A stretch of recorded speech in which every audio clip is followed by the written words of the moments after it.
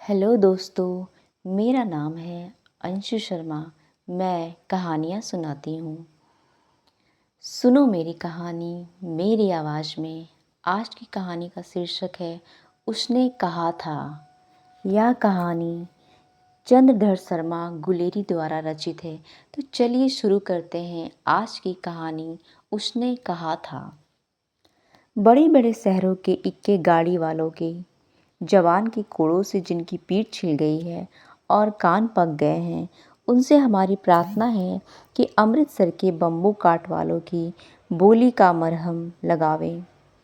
जब बड़े बड़े शहरों की चौड़ी सड़कों पर घोड़े की पीठ चाबुक से धुनते हुए इक्के वाले कभी घोड़े की नानी से अपना निकट संबंध स्थिर करते हैं, कभी राह चलते पैदलों की आंखों के ना होने पर तरस खाते हैं, कभी उनके पैरों की उंगलियों के पोरों को चीत कर अपने ही को सताया हुआ बताते हैं और संसार भर की ग्लानि, निराशा और क्षोभ के अवतार बने नाक की सीध चले जाते हैं।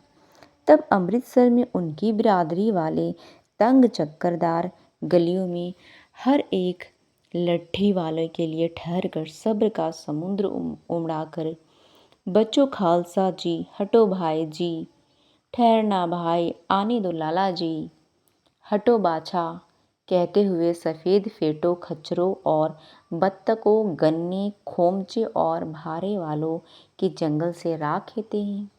क्या मजाल है कि जी और साहब बिना सुने किसी को हटना पड़े। यह बात नहीं है कि उनकी जीभ चलती नहीं, पर मीठी छुरी की तरह महीन मार करती है।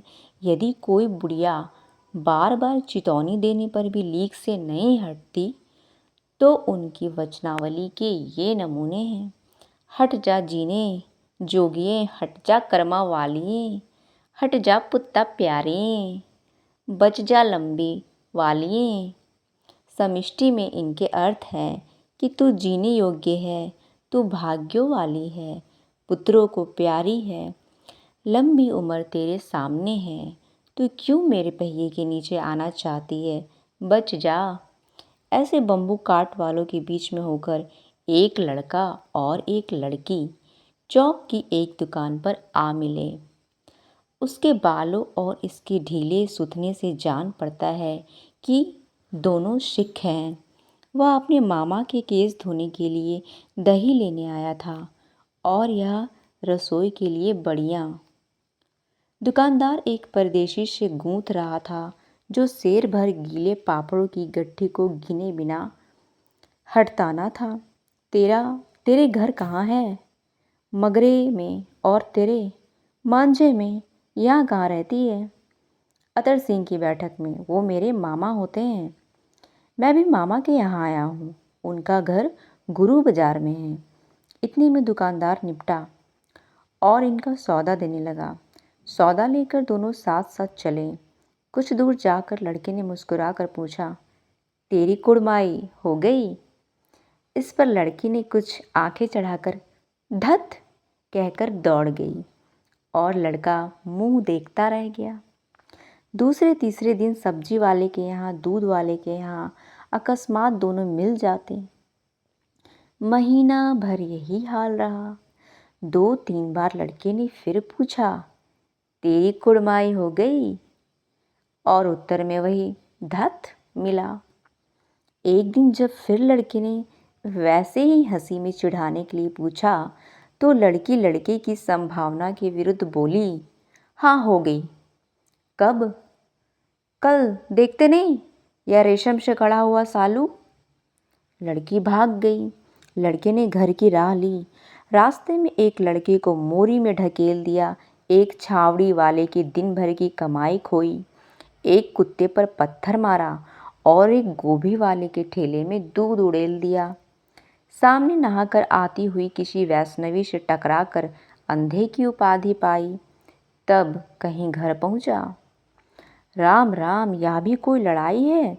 दिन रात खंदकों में बैठे हड्डियां अकड़ गई। लुधियाना से 10 गुना जाड़ा और मेह बर्फ ऊपर से। पिंडलियों तक कीचड़ में धंसे हुए हैं। जमीन कहीं दिखती नहीं। घंटे 2 घंटे में कान के पर्दे फाड़ने वाले धमाके के साथ सारी खंदक हिल जाती है और 100-100 गज धरती उछल पड़ती है। इस गैबी गोले से बचे तो कोई लड़े। नगर कोट का जलजला सुना था, जो कहीं खंदक से बाहर साफा या कोहनी निकल गई तो चटाक से गोली लगती है। ना मालूम बेईमान मिट्टी में लेटे हुए हैं या घास की पत्तियों में छिपे रहते हैं। लहना सिंह, और 3 दिन है, 4 तो खंदक में बिता ही दिए। परसों रिलीफ आ जाएगी और फिर 7 दिन की छुट्टी। अपने हाथों झटका करेंगे और पेट भर खाकर सो रहेंगे। उसी फिरंगी मेम के बाग में मखमल का सा हरा घास है, फल और दूध की वर्षा देती है। लाख कहते हैं दाम नहीं लेती, कहती है तुम राजा हो, मेरे मुल्क को बचाने आए हो। 4 दिन तक एक पलक नहीं झेपी। बिना फेरे घोड़ा बिगड़ता है और बिना लड़े सिपाही। मुझे तो संगीन चढ़ाकर मार्च का हुक्म मिल जाए, फिर 7 जर्मनों को अकेला मार कर न लौटूं। मुझे दरबार साहब की देहली पर मत्था टेकना नसीब ना हो। पाजी कहीं के कलों के घोड़े संगीन देखते ही मुंह फाड़ देते हैं और पैर पकड़ने लगते हैं। यूं अंधेरे में 30-30 मन का गोला फेंकते हैं। उस दिन धावा किया था, 4 मील तक एक जर्मन नहीं छोड़ा था। पीछे जनरल ने हट जाने का कमान दिया, नहीं तो सीधे बर्लिन पहुंच जाते। क्यों? सूबेदार हजारा सिंह ने मुस्कुरा कर कहा, लड़ाई के मामले जमादार या नायाब के चलाए नहीं चलते। बड़े अफसर दूर की सोचते हैं। 300 मील का सामना है, एक तरफ बढ़ गए तो क्या होगा? सूबेदार जी, सच है। लहना सिंह बोला, पर क्या करे? पर करे क्या? लहना सिंह बोला, पर करे क्या? हड्डियों हड्डियों में तो जाड़ा धस गया है। सूर्य निकलता नहीं और खाई में दोनों तरफ से चंबे की बावलियों के से सोते झर रहे हैं। एक धावा हो जाए तो गर्मी आ जाए। उद्यमी उठ, सिगड़ी में कोले डाल। वजीरा, तुम 4 जने बाल्टियां लेकर खाई का पानी बाहर फेंको। लहना सिंह, शाम हो गई है, खाई के दरवाजे का पहरा बदल दे। यह कहते हुए सूबेदार सारी खंदक में चक्कर लगाने लगे। वजीरा सिंह पलटन का विदूषक था। बाल्टी में गंदा पानी भरकर खाई के बाहर फेंकता हुआ बोला, मैं पाधा बन गया हूँ। करो जर्मनी के बादशाह का तर्पण। इस पर सब खिलखिला पड़े और उदासी के बादल फट गए। लहना सिंह के दूसरे बाल्टी भरकर उसके हाथ में देकर कहा, अपनी बाड़ी के खरबूजों में पानी दो। ऐसा खाद का पानी पंजाब भर में नहीं मिलेगा। हाँ, देश क्या है, स्वर्ग है। मैं तो लड़ाई के बाद सरकार से 10 गुना जमीन यहीं मांग लूँगा और फलों के बूटे लगाऊंगा। लाड़ी होरा को भी यहाँ बुला लोगे या वहीं दूध पिलाने वाली फिरंगी में? चुप कर, यहाँ वालों को शर्म नहीं। देश देश की चाल है। आज तक मैं उसे समझा ना सका कि सिख तंबाकू नहीं पीते। वह सिगरेट देने में हट करती है, ओठों में लगाना चाहती है और मैं पीछे हटता हूँ तो समझती है कि राजा बुरा मान गया, अब मेरे मुल्क के लिए लड़ेगा नहीं। अच्छा, अब बोधा सिंह कैसा है? अच्छा है, जैसे मैं जानता ही ना हूँ। रात भर तुम अपने कंबल से उड़ाते हो और आप सिगड़ी के सहारे गुजर करते हो। उसके पहरे पर आप पहरा दे आते हो। अपने सूखी लकड़ी के तख्तों पर उसे सुलाते हो, आप कीचड़ में पड़े रहते हो। कहीं तुम ना मांदे पड़ जाना। जाड़ा क्या है, मौत है, और निमोनिया से मरने वाले को मुरब्बे नहीं मिला करते। मेरा डर मत करो, मैं तो बुलेल के खट के किनारे मरूंगा। भाई किरत सिंह की गोदी पर मेरा सिर होगा और मेरे हाथ के लगाए हुए आंगन के आम के पेड़ की छाया होगी। वजीरा सिंह ने त्योरी चढ़ाकर कहा, क्या मरने मारने की बात लगाई है? मरे जर्मनी और तुर्क। हाँ भाइयों, कुछ गाओ। दिल्ली शहर में पेसूर नुजांदी कर लेना लौंगा दा बपार मड़िए, कर लेना नाड़े दा सौदा अड़िए, लाना चटाका कदुएनु कद्दू बनिया वो मजेदार गोरिए, हुन लाना चटाका कदुएनु। कौन जानता था कि दाढ़ियों वाले घरबारी सिख ऐसा लुच्चों का गीत गाएंगे। पर सारी खंदक इस गीत से गूंज उठी और सिपाही फिर ताजे हो गए, मानो 4 दिन से सोते और मौज ही करते रहे हों। दोपहर रात गई है, अंधेरा है, सन्नाटा छाया हुआ है। बोधा सिंह खाली बिस्कुटों की 3 टीनों पर अपने दोनों कंबल बिछाकर और लहना सिंह के 2 कंबल और एक बरान कोट ओढ़कर सो रहा है। लहना सिंह पैरे पर खड़ा हुआ है, एक आंख खाई के मुंह पर है और एक बोधा सिंह के दुबले शरीर पर। बोधा सिंह कराहा, क्यों बोधा भाई, क्या है, पानी पिला दो। लैना सिंह ने कटोरा उसके मुंह से लगाकर पूछा, कहो कैसे हो।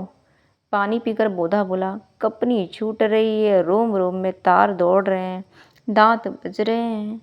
अच्छा मेरी जर्सी पहन लो। और तुम? मेरे पास सिगड़ी है और मुझे गर्मी लगती है, पसीना आ रहा है। ना मैं नहीं पहनता, 4 दिन से तुम मेरे लिए। हाँ याद आई, मेरे पास दूसरी गर्म जर्सी है, आज सवेरे ही आई है, विलायत से मेम बुन बुन कर भेज रही हैं। गुरु उनका भला करे। यो कहकर लहना अपना कोट उतारकर जर्सी उतारने लगा। सच कहते हो और नहीं झूठ? यो कहकर ना ही करते बोधा को उसने जबरदस्ती जर्सी पहना दी और आप खाकी कोट और जीन का कुर्ता भर पहनकर पहरे पर आ खड़ा हुआ। मेम की जर्सी की कथा केवल कथा थी। आधा घंटा बीता, इतने में खाई के मुंह से आवाज आई, सूबेदार हजारा सिंह। कौन? लेफ्टिनेंट साहब। हुकुम हुजूर, कहकर सूबेदार तन कर फौजी सलाम करके सामने हुआ।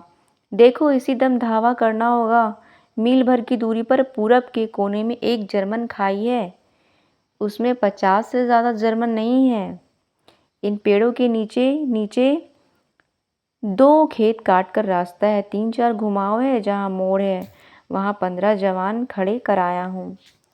तुम यहाँ 10 आदमी छोड़कर सबको साथ ले उनसे जा मिलो, उनसे जा मिलो। खंदक छीनकर वहीं जब तक दूसरा हुक्म ना मिले डटे रहो। हम यहाँ रहेंगे, जो हुक्म। चुपचाप सब तैयार हो गए। बोधा भी कंबल उतार कर चलने लगा। तब लहना सिंह ने उसे रोका। लहना सिंह आगे हुआ तो बोधा के बाप सूबेदार ने उंगली से बोधा की ओर इशारा किया। लहना सिंह समझकर चुप हो गया। पीछे 10 आदमी कौन रहे इस पर बड़ी इज्जत हुई, कोई रहना ना चाहता था। समझा बुझाकर सूबेदार ने मार्च किया। लेफ्टिनेंट साहब लहना की सिगड़ी के पास मुंह फेर कर खड़े हो गए और जेब से सिगरेट निकालकर सुलगाने लगे।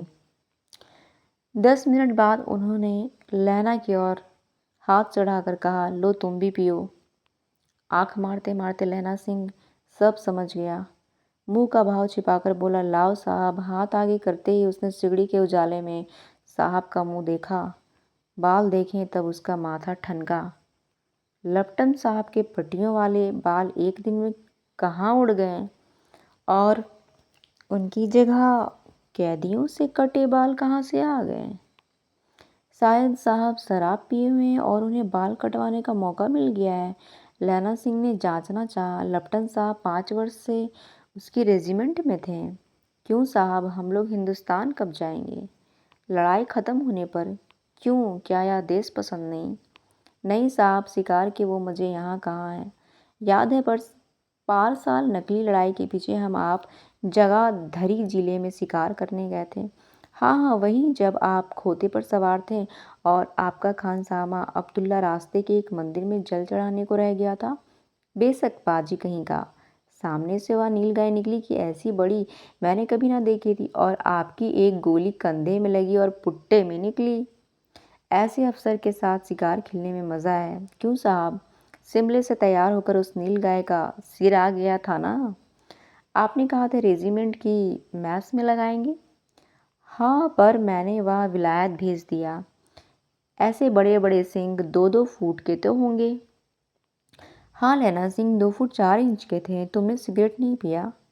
पीता हूँ साहब, दिया सलाई ले आता हूँ, कहकर लैना सिंह खंदक में घुसा।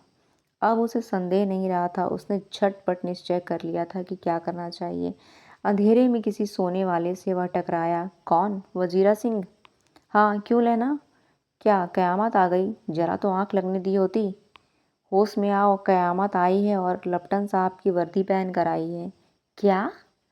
लपटन साहब या तो मारे गए हैं या कैद हो गए हैं। उनकी वर्दी पहनकर यहाँ कोई जर्मन आया है। सूबेदार ने इसका मुंह नहीं देखा।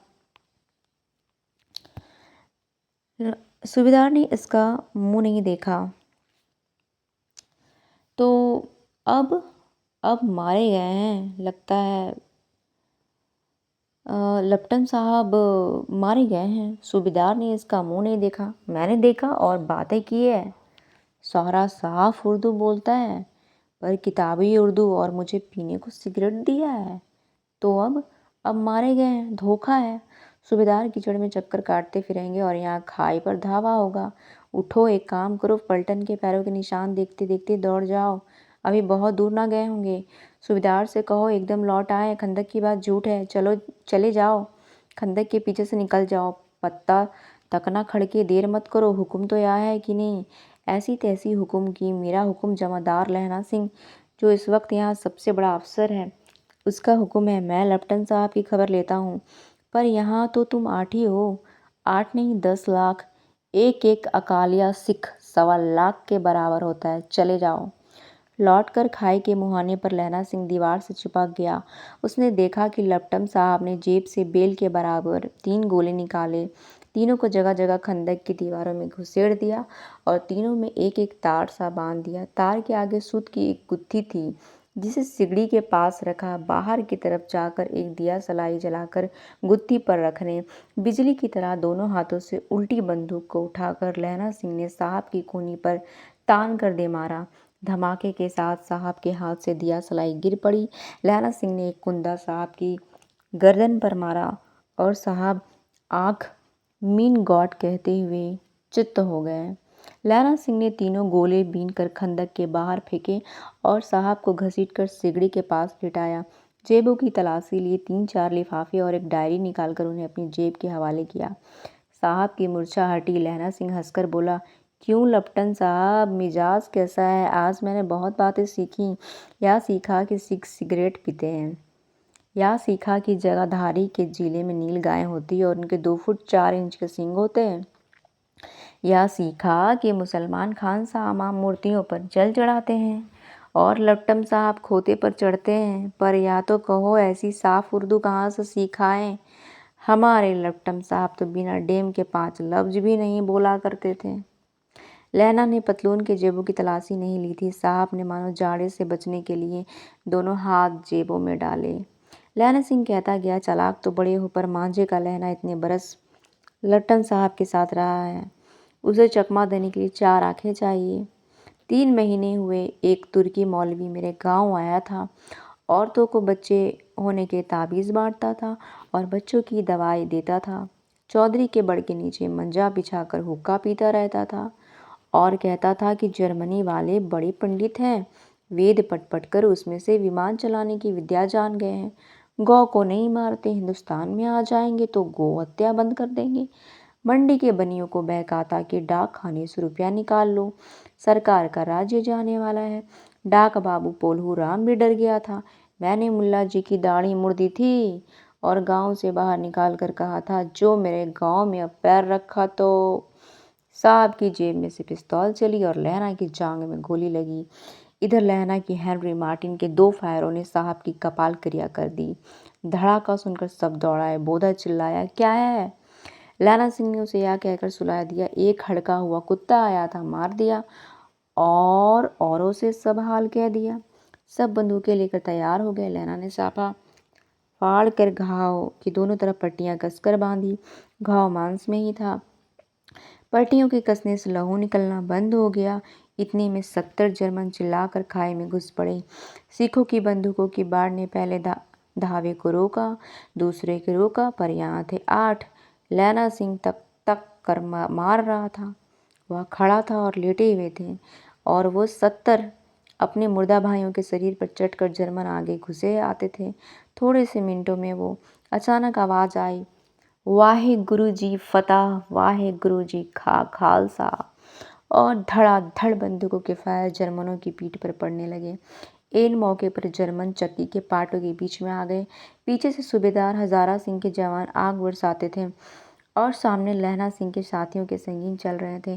पास आने पर पीछे वालों ने भी संगीन पिरोना शुरू कर दिया। एक किलकारी और अकाल सिक्खा दी फौज आई। वाहे गुरु जी की फतह, वाहे गुरु जी का खालसा, सत श्री अकाल पुरख। और लड़ाई खत्म हो गई। 63 जर्मन या तो खेत रहे थे या करा रहे थे। सिखों में 15 के प्राण गए। सूबेदार के दाहिने कंधे में से गोली आर पार निकल गई। लैना सिंह की पसली में गोली लगी। उसने घाव को खंदक की गीली मिट्टी से पूर लिया और बाकी का साफा कसकर कमरबंद की तरफ लपेट लिया। किसी को खबर ना हुई कि लहना को दूसरा भारी घाव लगा है।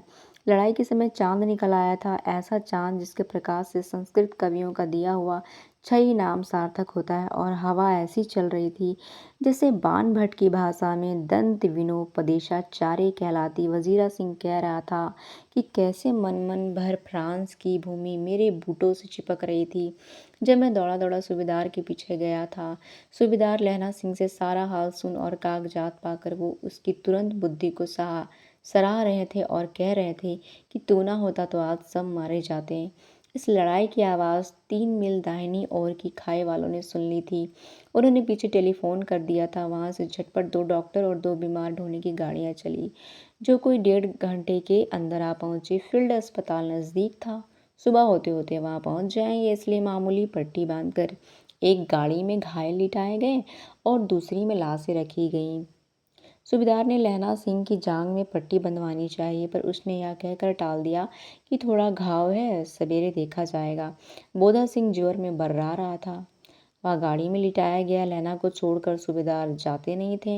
यह देख लहना ने कहा, तुम्हें बोधा की कसम है और सूबेदारनी जी की सौगंध है जो इस गाड़ी में ना चले जाओ। और तुम मेरे लिए वहां पहुंचकर गाड़ी भेज देना, और जर्मन मुर्दों के लिए भी तो गाड़ियां आती होंगी। मेरा हाल बुरा नहीं है, देखते नहीं मैं खड़ा हूँ।